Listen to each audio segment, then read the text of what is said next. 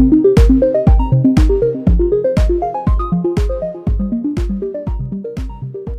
समय की बात है, एक गांव में सफेद साड़ी वाली चुड़ैल का आतंक था।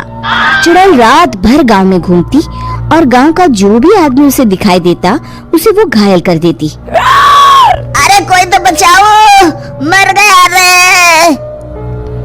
एक रात हरिया अपने खेत से अपने घर लौट रहा था कि तभी अचानक उसके सामने चुड़ैल आ जाती है।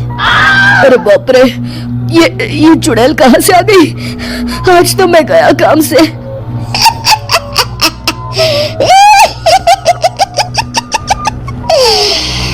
आज मुझे मेरा शिकार मिल गया।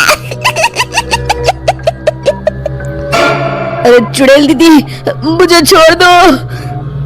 जैसे ही चुड़ैल हरिया की तरफ बढ़ती है, हरिया वहाँ से भाग जाता है और अपने घर के दरवाजे पे पहुँचता है।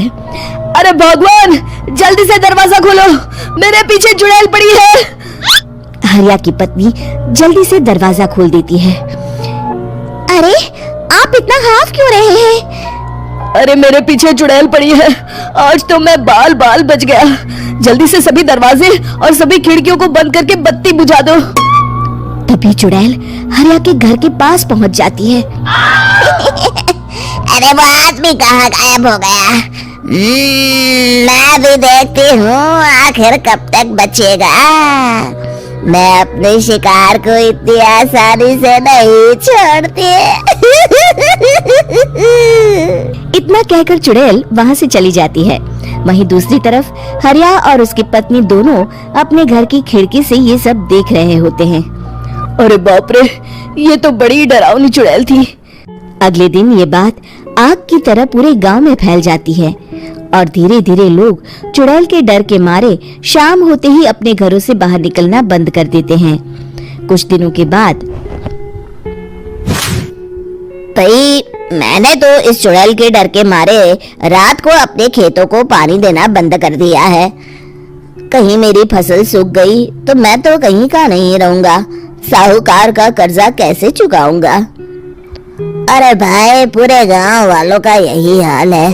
पता नहीं ये चुड़ैल हमारे गांव में कहां से आ गई। फिर एक दिन गांव के पास वाली नदी के किनारे एक बहुत बड़े तांत्रिक के आने की बात कुछ गांव वालों को पता चलती है। वो लोग जाके ये बात गांव के मुखिया को बताते हैं। मुखिया जी, नदी के किनारे एक बहुत ही पहुंचे हुए तांत्रिक बाबा आए हैं। हमें उनसे मदद मांगनी चाहिए। मैंने सुना है वो बड़े बड़े भूतों और चुड़ैलों को अपने वश में कर लेते हैं। मुखिया जी सभी गांव वालों को लेकर उस तांत्रिक के पास पहुंच जाते हैं। ओम फट स्वाहा, ओम फट स्वाहा। तभी तांत्रिक अपनी बंद आंखों को खोलकर कहता है, क्या बात है? तुम सब लोग यहाँ क्यों आए हो? मुखिया जी उस तांत्रिक को सारी बात बता देते हैं। अच्छा, तो ये बात है। और तांत्रिक अपनी आंखों को बंद कर लेता है।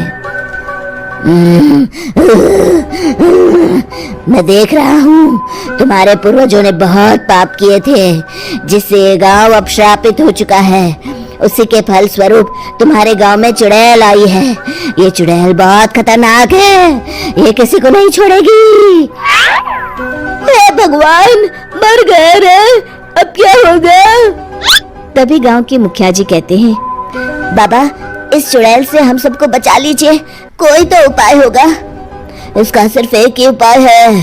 सभी गांव वालों को बारी बारी हर दिन अपनी आधी फसल उस पहाड़ी के ऊपर बनी काली गुफा में छोड़ के आनी होगी।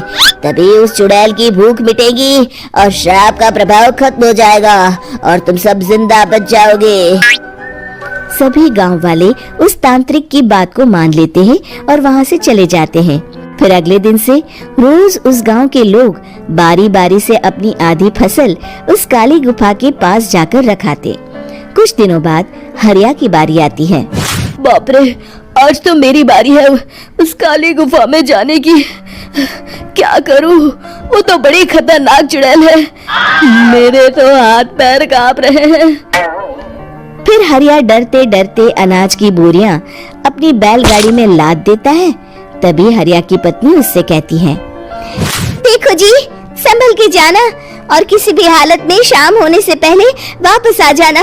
उस चुड़ैल का कोई भरोसा नहीं है जी।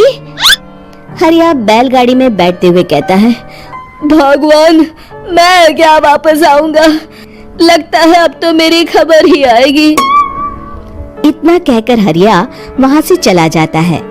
रास्ते में जंगल से गुजरते हुए हरिया की बैलगाड़ी का एक चक्का बड़े गड्ढे में फंस जाता है। हे भगवान, अब ये क्या मुसीबत है? हरिया नीचे उतर के पूरी ताकत से अपनी बैलगाड़ी को गड्ढे से निकालने की कोशिश करता है। बहुत देर मेहनत करने के बाद हरिया की बैलगाड़ी उस गड्ढे से बाहर निकल जाती है। हे भगवान, अब तो शाम होने वाली है। आज तो मैं गया काम से। जैसे तैसे हरिया काली गुफा में पहुंच जाता है। अरे मर गया रे, यहाँ तो चारों तरफ डरावना माहौल है। मैंने यहाँ आने में बहुत देर कर दी, कहीं चुड़ैल नाराज न हो जाए। हरिया अनाज की बोरियां वहां रख के जैसे ही जाने लगता है, तभी उसे किसी के आने की आवाज सुनाई देती है। हरिया एक कोने में छुपकर अंदर देखने लगता है।